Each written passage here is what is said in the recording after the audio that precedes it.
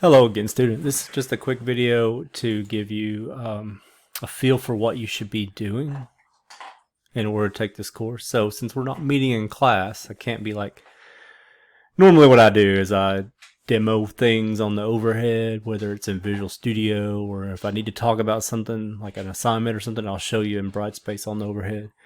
Can't do that this semester. It's all, except for maybe exams will be it'll be all online. So I'll make some videos to kind of bring attention to things. But this video is meant to just give you like an idea of how you should approach figure out what to do in the class. So you want to start Brightspace. Some people call it DTL. That's the old name. I'm newer, so I try to stick to the proper name, Brightspace. Anyway, you want to start up going to the class, and of course, like I will make announcements, so you want to read those announcements. You should get something in your email if you've got it set up right. Whenever I make an announcement, it should tell you there is one. I do recommend getting the Pulse app. I'm an Android guy, so I'll show you on Google Play, but Apple has it as well. Let's see. There's probably lots of different Pulse apps actually, but Brightspace Pulse is the one you want from the D2L Corporation. I recommend installing this mainly because it doesn't give you all the things you need to do, at least not easily on your phone, but it will give you updates. Like if I make an announcement, they should pop up on your Pulse app and you can read them quickly there. And you know, there's some things you can look at in your Pulse app. I recommend using a browser most of the time, but I do also recommend having this app on your phone just to keep you connected. Anyway, back to the point. The big point of this is some of this is going to change a little bit, but the thing that won't change is that under content, and I'll try to reduce the amount of clicks on this. That's another principle in HCI.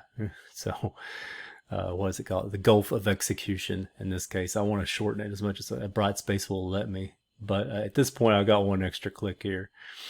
If you go to content and go down the course checklist, now you'll see videos here. Unless I like move that somewhere else, I'll put all the videos in that bucket. But everything, my goal is to make it to where everything except maybe discussions and stuff are accessible through the checklist. I want one place where you can go to see what you need to do. And so it will be a literal checklist. So there's a checklist. There's one checklist for the whole course. Some people like make different instructors make, you know, a checklist per week, but I found it's better to make one big checklist for the whole course, and then you have sub lists. So I do it by week. It's roughly, that's the right term to use. You could maybe say module 2 or whatever, lesson. But the way this class runs is you have work that you do a week at a time, roughly. So, and then, so I've got what I think you should do. You can like mix and match this a little bit. It's up to how you operate. But I'd recommend actually really reading the chapters. I know you guys don't do that, but I do recommend doing it.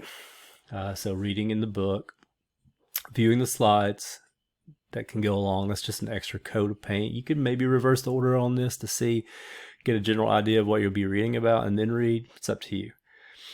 I recommend viewing the videos. I strongly recommend that because I'm not going to make a video unless I think it's important. So the videos will be meant to give you a little bit more in depth and like show you my way of thinking about how you should be approaching what you're doing in the class. So I'll do those by week. There'll at least be one video per week. There'll probably be several. So for week 1 already, I think I've got 2 uploaded, and we'll look. And there will be more. So this is kind of like week 1's a combination of like the week 1 lesson and also just like getting started in the whole course.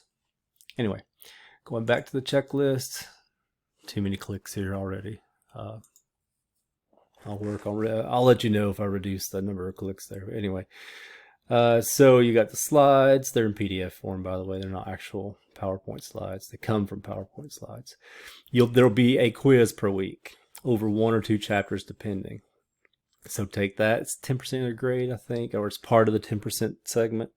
So take those. And then there will be some kind of exercise or lab, at least one every week. If there's anything else for that week too, it'll be in here. But the point is that you will have a checklist of things. So you know, like, have I done everything I need to do?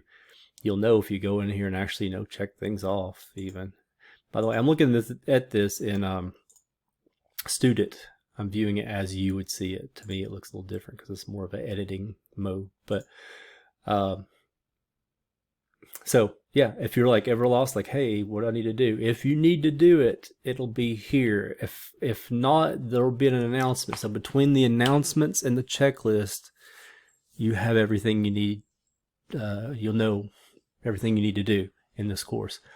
Also, check your mail at least once every couple days. Like I send out email a lot, or I'll make announcements that should generate an email a lot. So check basically log into Brightspace, or make sure your Pulse app is letting you know when I add things to the course.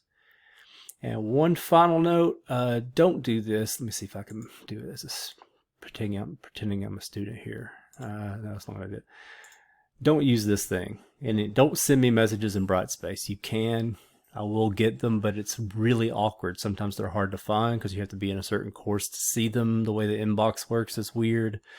And I've got it set to where if you send me a Brightspace message, it'll send me an email, and then I try to reply to the email, and the email reply address is wrong and it bounces, and then I have to rewrite the email or forward it or whatever. So please, just if you need to talk to me directly, and I'll probably put this in several places, do not use Brightspace messaging to do it.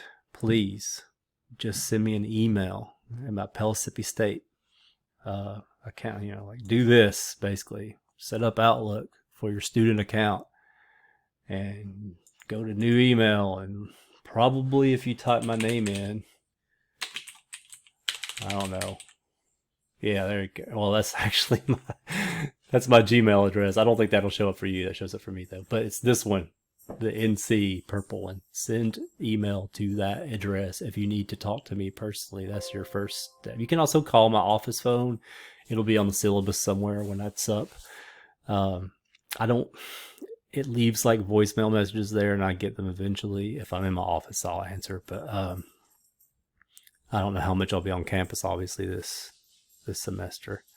I might forward them to my cell phone. I have to decide on that. But you're not getting my text number, sorry.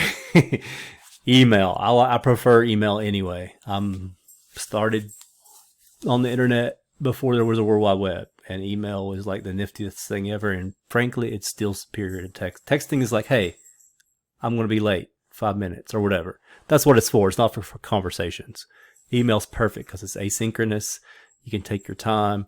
You can respond to it how you want. You're not going to lose track of where the messages are. Use email to contact me if you need to talk to me directly. And I'm pretty good at checking my email every day. I'm not going to promise I'll get back to you within 24 hours, but I probably will.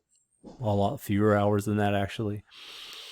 I'll have a policy somewhere in my syllabus, maybe 48 hours, especially including the weekend. But send me an email if you have any questions. Do not use Brightspace to talk to me.